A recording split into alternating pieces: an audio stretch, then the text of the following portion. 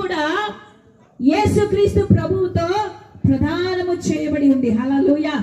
యేసయ్య మనతో ప్రదానము చేసుకుని ఆయన తిరిగి పరలోకానికి వెళ్ళాడు. ప్రదానము చేయబడిన ఈ సంఘమును ఆయన పెళ్లి కుమారుడుగా వచ్చి ఈ యొక్క సంఘాన్ని ఆయనతో పాటు తీసుకుని వెళ్తాడు.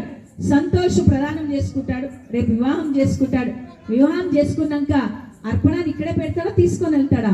ఖచ్చితంగా తీసుకునే వెళ్తాడు.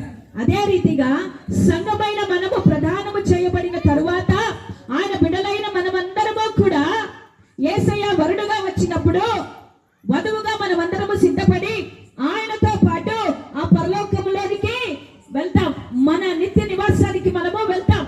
మన వరుడితో మనం ఉంటాం, సంతోషాన్ని అనుభవిస్తాం. అదే రీతిగా నా ప్రియ సోదర సోదరి దేవుని బిడ్డ, ఈ రోజు ప్రదానము చేయబడి రేపు ఉదయం వివాహంలో జతపరచబడే ఈ బిడ్డలు కూడా సంతోష్ కుమార్ తన భార్య అయిన కాబోయే భార్య అయిన అర్పణను తనతో పాటు తీసుకొని వెళ్తాడు. హల్లెలూయా. దేవునికి స్తోత్రం కలుగును గాక. కాబట్టి